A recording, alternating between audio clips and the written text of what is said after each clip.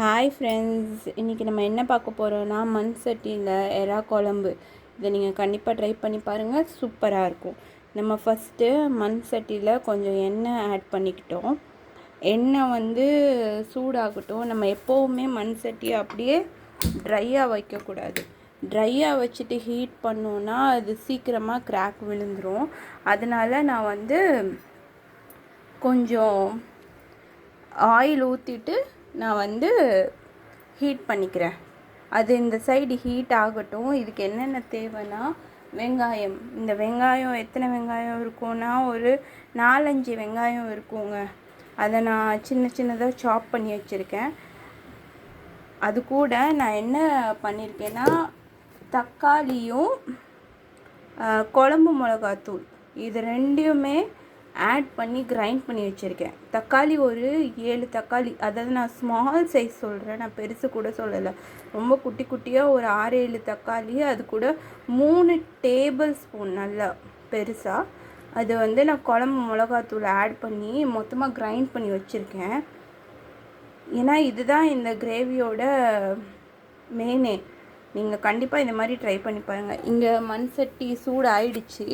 இதில் நம்ம என்னென்ன ஆட் பண்ண போகிறோன்னா கடுகு, ஜீரகம், வெந்தயம் கொஞ்சமாக பொரியட்டுங்க.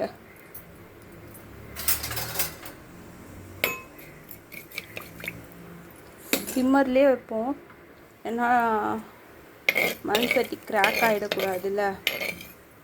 மண் சட்டி என்றைக்கும் கொஞ்சம் ரிஸ்க்கு தாங்க, கொஞ்சம் பயமாக தான் இருக்குது. பட் டேஸ்ட்டு முக்கியமாச்சே, அதனால் டேஸ்ட்டுக்காண்டி நம்ம இப்படியும் சமைக்கலாம். இது கொஞ்சம் பொரியட்டும். இது நல்லா பொரிஞ்சிடுச்சுங்க. இப்போ இதில் நம்ம என்ன பண்ண போகிறோன்னா ஒரு 2 பெரிய பச்சை மிளகாவை நான் கட் பண்ணி வச்சுருக்கேன். அது கூடவே கருவேப்பிலை ஆட் பண்ணிக்கலாம்.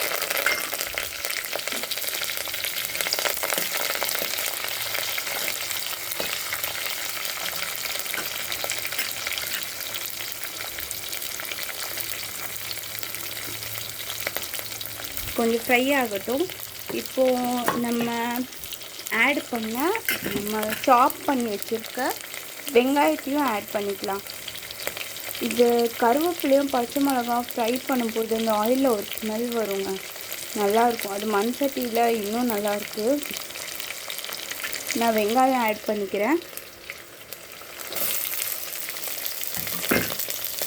ஒரு 3-4 வெங்காயம் ஆட் பண்ணியிருக்கேன். நல்லா சாப் பண்ணி வச்சுருக்கேன். நம்ம ஸ்டார்டிங் வீடியோ மண் சட்டியில் பண்ணோங்க, அதுவே ப்ரான் தொக்கு தான்.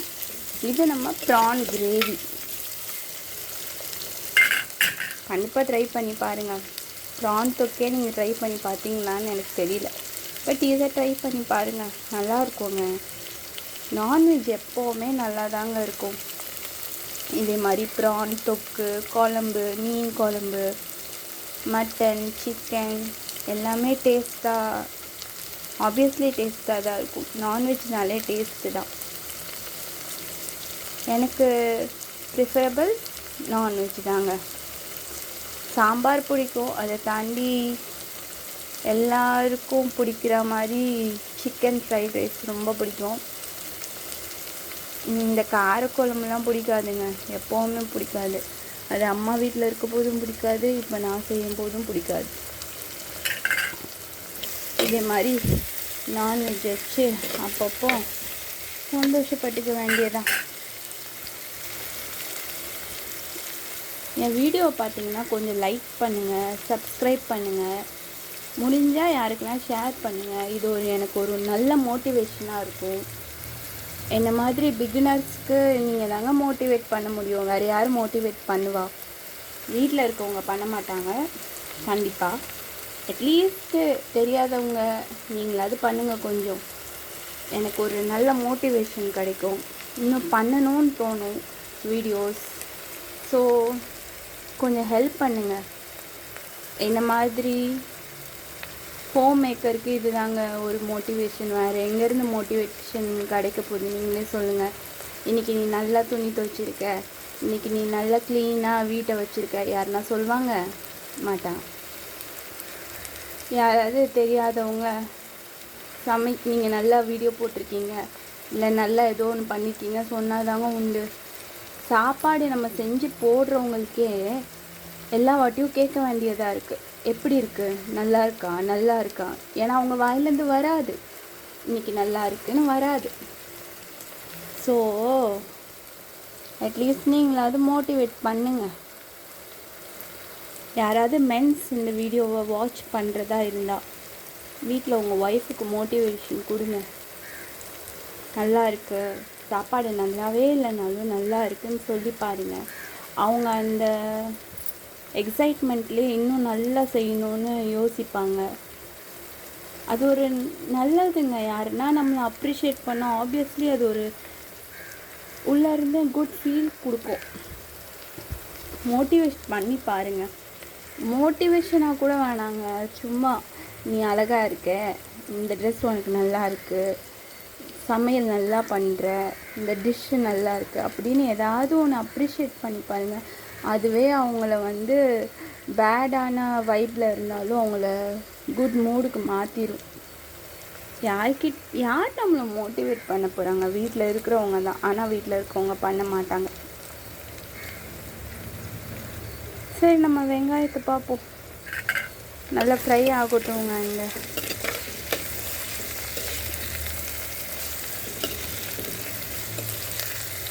இதுக்கு நான் என்ன ஆட் பண்ணியிருக்கேன்னா கடலெண்ணெய் தாங்க. நீங்கள் கடலெண்ணெய் ஆட் பண்ணிக்கலாம், இல்லை நல்ல எண்ணெய் கூட ஆட் பண்ணிக்கலாம். இது கொஞ்சம் நல்லா சாட்டே ஆகட்டும். நம்ம இது நல்லா சாட்டே ஆகுறதுக்கு என்ன ஆட் பண்ண போகிறோன்னா கொஞ்சம்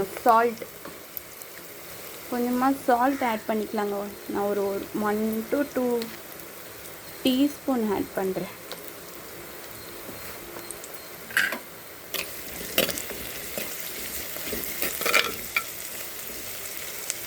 சாட்டே ஆகட்டும். இங்கே இது வந்து நெக்ஸ்ட்டு நம்ம என்ன பண்ண போகிறோன்னா இஞ்சி பூண்டு பேஸ்ட்டுங்க. வீட்டிலேயே அரைச்ச இஞ்சி பூண்டு பேஸ்ட். எனக்கு எப்போவுமே வீட்டில் அரைச்சது தாங்க பிடிக்கும். அது மெயினாக இஞ்சி பூண்டு பேஸ்ட்டு. ஏன்னா கடையில் நல்லா இருக்கிறது இல்லைங்க, அது இஞ்சி பூண்டு பேஸ்ட்டே இல்லை. ஃபஸ்ட் அது ஏதோ கெமிக்கல் காம்பவுண்ட், அதெல்லாம் நம்ம யூஸே பண்ணக்கூடாது. பட் ஃபாஸ்ட் லைஃப்பில் வேறு என்ன பண்ணுறது, சில பேர் யூஸ் பண்ணுறாங்க தான். பட் முடிஞ்ச அளவுக்கு வீட்டில் அரைக்க ட்ரை பண்ணுங்கள். ஏன்னா நம்ம மசாலாஸ் தான் எல்லாமே பேக்கெட்டுக்கு போயிட்டோம். அட்லீஸ்ட் இஞ்சி பூண்டு பேஸ்ட்டாவது வீட்டில் சண்டே ஃப்ரீயாக இருந்தால் அரைச்சி வச்சுருங்க. ஒரு 1 வீக்குக்கு போகும், நல்லாயிருக்கும். நீங்கள் ட்ரை பண்ணி பாருங்கள். இது இங்கே நல்லா சாட்டே ஆகட்டும். சாட்டே ஆகிட்டு நான் உங்ககிட்ட பேசுகிறேன். இங்கே பார்த்தீங்கன்னா ஆனியன் கொஞ்சம் ஆல்மோஸ்ட் ஃப்ரை ஆகிடுச்சு. இது கூடவே நம்ம ஒரு 1.5 டேபிள் ஸ்பூன் இஞ்சி பூண்டு பேஸ்ட் ஆட் பண்ணுறேன்.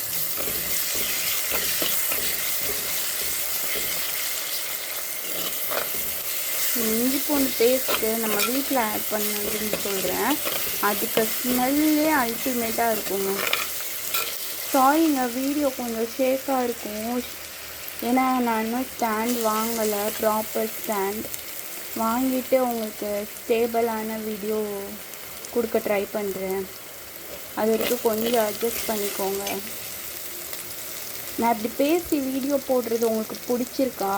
ஏதாவது ஒன்று கமெண்ட்டில் சொல்லுங்கள். கொஞ்சம் நான் பார்த்தேன்னா ரீட் பண்ணுவேன், எனக்கு அதுவே ஒரு நல்ல மோட்டிவேஷனாக இருக்கும். கண்டிப்பாக இதே மாதிரி மனசு சரியில்லைன்னா நல்லா சமைச்சு சாப்பிடுங்க. அதுவே நல்ல ஒரு குட் ஃபீல் கொடுக்கும். மற்றவங்க தான் சமைக்கணும்னு நினைக்காதீங்க. நீங்களே ஒரு ப்ளேலிஸ்ட்டை வச்சுக்கோங்க, பாட்டு.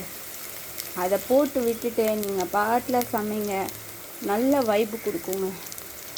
நான் இந்த மாதிரி ஆளுனா நான் ரொம்ப சோகமாயிட்டேன்னா கண்டிப்பாக பாட்டு கேட்க மாட்டேங்க. அந்த பாட்டுக்குள்ளே ரொம்ப டெப்த்தாக இறங்கி அது சந்தோஷமான பாட்டாகவே இருந்தாலும் என் மைண்டு சோகமாயிடும். அதனால் சில பேர் என்ன மாதிரி இருப்பீங்க, அப்படி யாருன்னா இருந்தால் சொல்லுங்கள். பட் சில பேருக்கு மியூசிக்கே லைஃபாக இருக்கும். சோகமாக இருந்தாலும் மியூசிக்கு, சந்தோஷமாக இருந்தாலும் மியூசிக்கு, அப்படியும் இருப்பீங்க சில பேர். என்னோடய வீடியோவில் கொஞ்சம் லைட்டிங்கும் சரியில்லைங்க, தெரியுது. பார்ப்போம், கொஞ்ச நாளில் நீங்கள்லாம் மனசு வச்சிங்கன்னா என் லைஃப்பும் மாறுங்க. இது ஒரு ஆயிடுச்சுங்க, நல்லா ஷார்ட்டு. இப்போ நம்ம என்ன ஆட் பண்ண போகிறோன்னா, நம்ம அரைச்சி வச்ச தக்காளி, குழம்பு மிளகாத்தூள், அது ரெண்டும் பேஸ்ட் மாதிரி அரைச்சி வச்சுருக்கோம். கொஞ்சம் அதில் தண்ணி ஆட் பண்ணி ஊற்றிடலாம். நம்ம இப்போ அரைச்சி வச்ச பேஸ்ட்டை ஆட் பண்ணிடலாங்க. கொஞ்சம் தண்ணி ஆட் பண்ணியிருக்கேன்.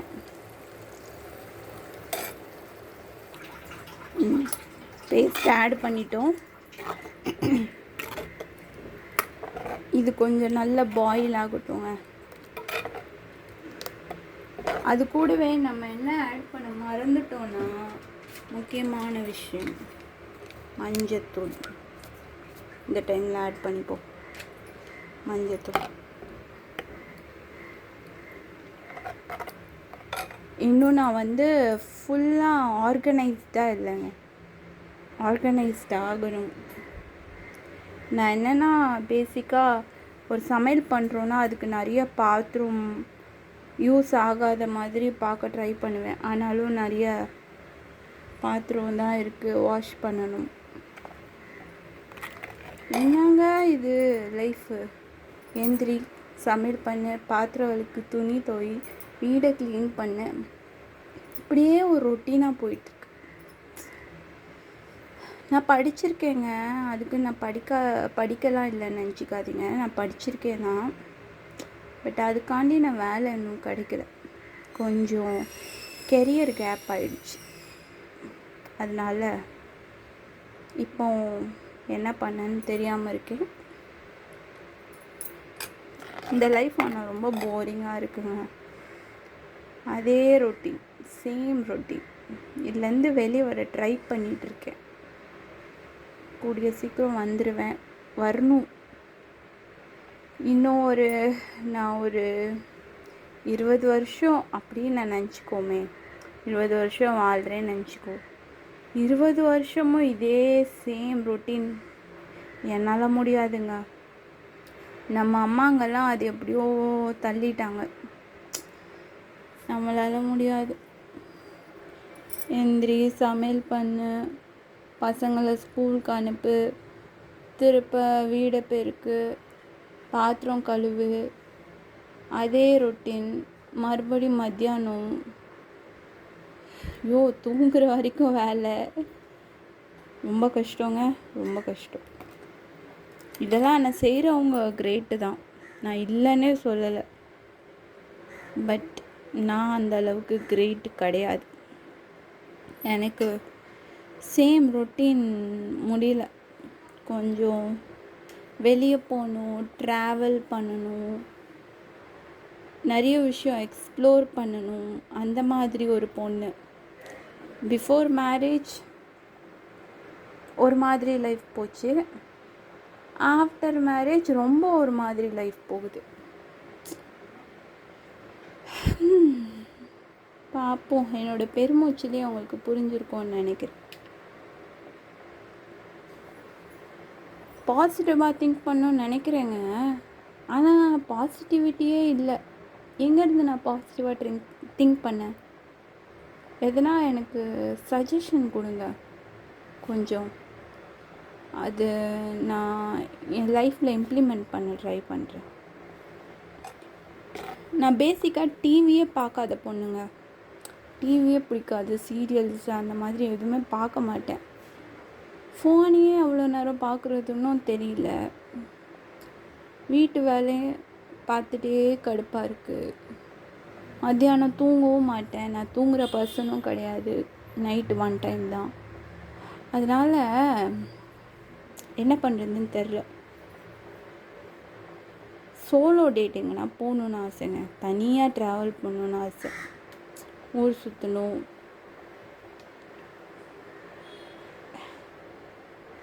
ஆசைகள் நிறையா இருக்குது. பார்ப்போம், ஒரு கொஞ்ச நாள் பார்ப்போம் என்ன நடக்குது. இது நல்லா கொதிக்கட்டுங்க. நம்ம லைஃபுக்கு டைம் வரும் மாதிரி இந்த குழம்புக்கும் அதோட டைம் வர்றதுக்கு நம்ம கொஞ்சம் ஸ்பேஸ் கொடுப்போம். நம்மளே ரொம்ப நேரம் பேசிகிட்டு இருந்தால் வேலைக்காகாது. ஸோ நம்ம ஸ்பேஸ் கொடுப்போம். இங்கே பார்த்தீங்களா, குழம்பு நல்லா கொதிக்குது. இந்த டைமில் நம்ம என்ன பண்ண போகிறோன்னா, கொஞ்சமாக ஒரு உருளைக்கிழங்கு, என்ன உருளைக்கிழங்கோ எறா குழம்பு கூட அப்படின்னு நீங்கள் நினைக்கலாம். பட் ட்ரை பண்ணி பாருங்கள், நல்லாயிருக்கும். எங்கள் வீட்டில் எங்கள் அம்மா சேர்ப்பாங்க, நல்லா தான் இருக்கும் சாப்பாடு கூட. நீங்களும் ட்ரை பண்ணி பாருங்கள். முருங்கைக்காய் இருந்தால் கூட சேர்த்துருக்கலாங்க. என்கிட்ட முருங்கைக்காய் இல்லை, ஸோ நான் சேர்த்துக்கல. உங்கள்கிட்ட இருந்தால் நீங்கள் சேர்த்துக்கோங்க. ட்ரை பண்ணி பாருங்கள். இந்த உருளைக்கிழங்கு வேகணும். அது கூடவே நம்ம எறா ஆட் பண்ணணும்.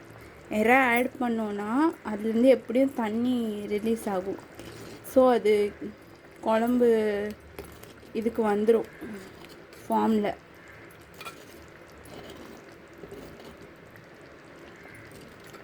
இந்த வீடியோ எடுக்கிறது பிரச்சனை இல்லைங்க, இதை நான் எடிட் பண்ணி போடணும். சம்டைம்ஸ் வியூவே போக மாட்டேங்குது. எனக்கு இன்னும் இந்த யூடியூபோட ஆல்கரிதம் என்னென்னு புரியலை. எந்த டைமில் போட்டால் வியூ ஜாஸ்தி ஆகும் இல்லை என்ன ஏதுன்னு புரியல. யாருக்குன்னா தெரிஞ்சால் கொஞ்சம் ஹெல்ப் பண்ணுங்கள். ஏன்னா எங்கள் சைடில் நான் தான் ஒரு ஃபர்ஸ்ட் யூடியூபர். யாருக்குமே எதுவுமே தெரியல. மேபி எனக்கு அப்புறம் வரவங்களுக்கு நான் ஹெல்ப் பண்ணலாம். பட் எனக்கு ஹெல்ப் பண்ணுறதுக்கு யாரும் இல்லை. கொஞ்சம் யாருனா இருந்தால் சொல்லுங்கள், இது எப்படின்னு எனக்கு புரியலை. இந்த உருளைக்கிழங்கு வேகட்டும். அட் த சேம் டைம் எறாவும் கொஞ்ச நேரத்தில் போட்டுருவோம். சைட் பை சைடு ரெண்டுமே வெந்துடுச்சுன்னா நல்லாயிருக்கும். எனக்கு வேறு இன்னும் மீன் குழம்பு வேறு வைக்கணுங்க. அந்த ரெசிப்பியும் வீடியோவாக போடுறேன், நீங்கள் பாருங்கள், ட்ரை பண்ணி பாருங்கள். நல்லாயிருக்கும். நான் செய்கிற எல்லாமே நல்லாயிருக்கும்னு சொல்கிறேன்னு தப்பாக நினைக்காதீங்க. நிஜமாகவே நல்லா இருக்குங்க. வெள்ளை சாதம் கூட சூப்பராக டேஸ்ட்டாக இருக்கும். நீங்கள் ட்ரை பண்ணி பாருங்கள். இதோ உங்கள் குழம்பு நல்லா கொதிக்குது. இந்த டைமில் நம்ம என்ன பண்ணுறோன்னா எறா ஆட் பண்ணிப்போம். ஏன்னா அதுலேருந்து வேறு தண்ணி ரிலீஸ் ஆகும். ஸோ நம்ம கொஞ்சம் இந்த டைமில் ஆட் பண்ணிட்டோன்னா எறா கிரேவி குழம்பு நல்லா வந்துடும். ஒன் சைட் குக் ஆகும். அட் த சேம் டைம் அந்த தண்ணியெல்லாம் எவாப்ரேட் ஆகிறதுக்கு வாய்ப்பு இருக்குது. நல்லா இது குழம்பு ஃபார்மேட்டில் தெரியுது. உங்களுக்கு தெரியுதா? யாராவது கொஞ்சம் ஹெல்ப் பண்ணுங்கள். எனக்கு யூடியூப் பற்றி எதுவும் தெரியல. நானே இப்போ நிறைய வீடியோ ரெஃபர் பண்ணுறேன். பட் நான் கொஞ்சம் ஸ்லோ லேர்னருங்க. அதனால் மெதுவாக தான் எதுவுமே என் மண்டைக்கு ஏறும். சிம்ப்ளிஃபையாக யாருன்னா சொல்லி கொடுத்தா நல்லாயிருக்கும்னு நினைக்கிறேன். ஏன்னா நீங்கள் ஒரு யூடியூபரை இருந்து நீங்கள் பார்த்தீங்கன்னா உங்களுக்கு நீங்களும் என்ன மாதிரி ஸ்டெப் பை ஸ்டெப்பாக தான் வந்திருப்பீங்க. ஸோ யாருன்னா ஹெல்ப் பண்ணணுன்னு தோணுச்சுன்னா கொஞ்சம் எனக்கு சொல்லுங்கள், எப்படி என்ன ஏதுன்னு. அது கொஞ்சம் ஹெல்ப்ஃபுல்லாக இருக்கும்.